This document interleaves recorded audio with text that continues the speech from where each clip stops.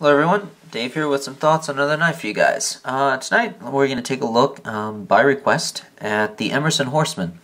You've probably seen it as a comparable knife in some of my videos. Well, now it gets its own spotlight. Okay, let's see. As usual, specifications will be in the description, so you guys can check those out. Highlights, G10 scales, titanium frame, liner lock, and 154 cm steel blade with the black coating. Okay, as you guys know, or may not know, or now you will know, the Horseman is a miniature version of Emerson's CQC8. The Emerson knives are classified as the world's best hard-use knife, and if you ever check out their site, read some of the testimonials, they are very flattering, very real-life situations where the knives have come into play, and just really impressive overall. I'm a big fan of Emerson stuff.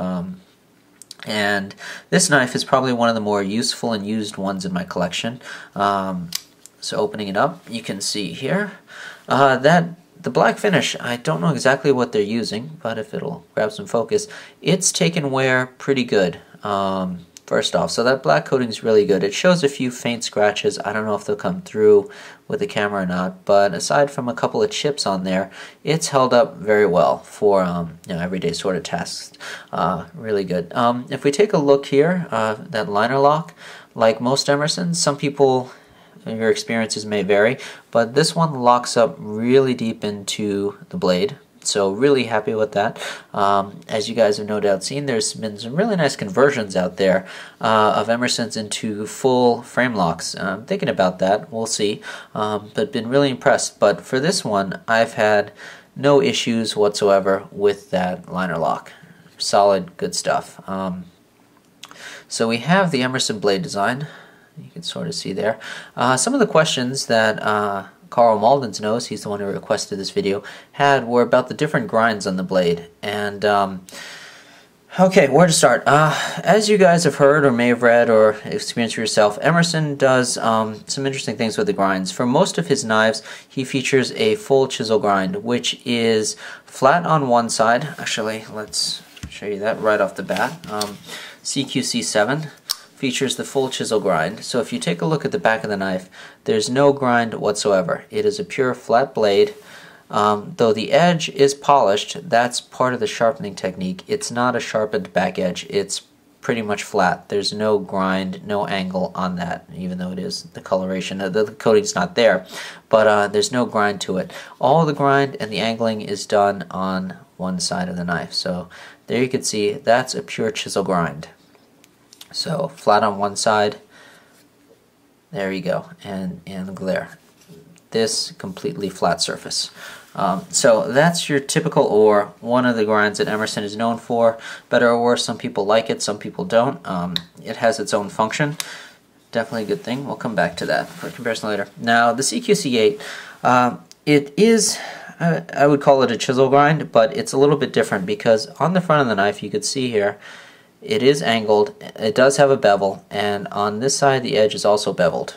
However, when you get down to the uncoated portion, this side of the blade is not angled. There is no edge there, so to speak, so when you don't sharpen this side of the knife. So essentially think of it as a beveled chisel grind, if you will.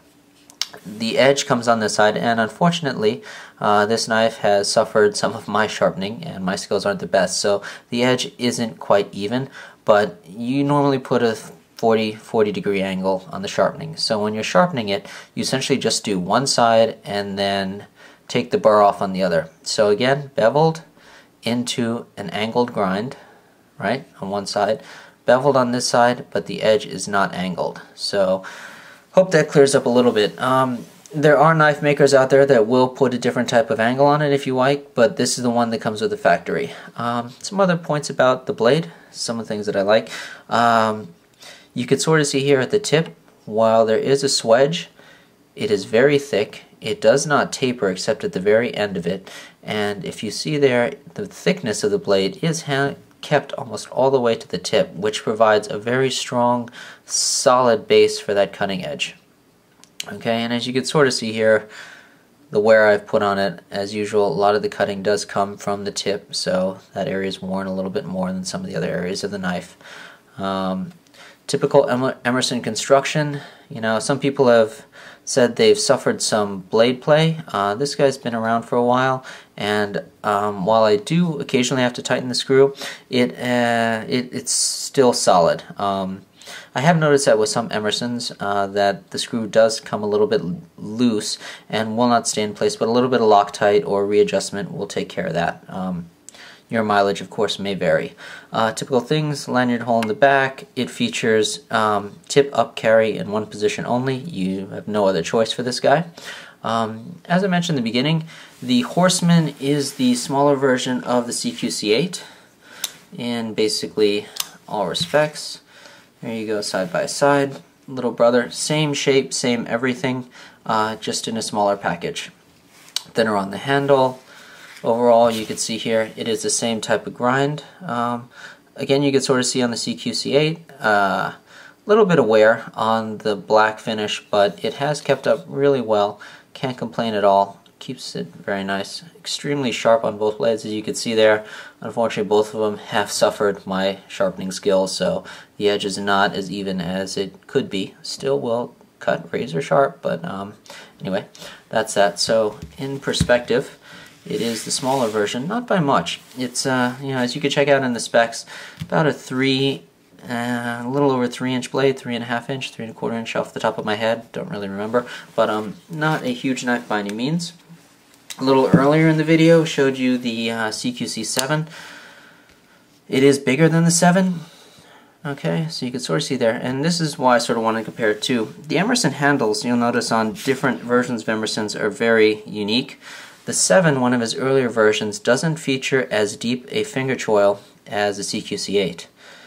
Okay, you can see there. What does that mean? Also, this guy does not have the wave. Got it without. So there you go, it's a different comparison. But as I was saying, the finger choil here versus the grip on the CQC7, completely different. You can sort of see the back of the handle there, how the contouring is different.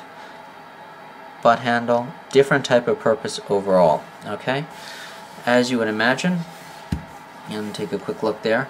But getting back to that handle, when you grip the knife, you recess deep into the blade. Okay, so that's one thing there.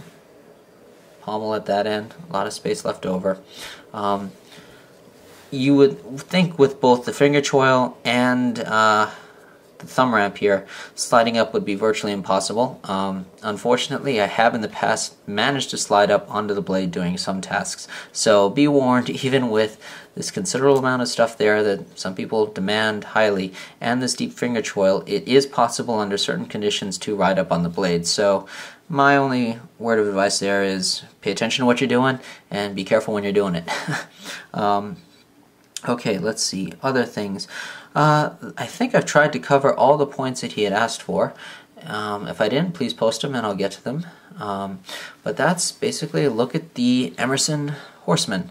I think it's a fabulous knife. Not very big, sits in the pocket very well. It's great for everyday use as well as other functions, which you can see there.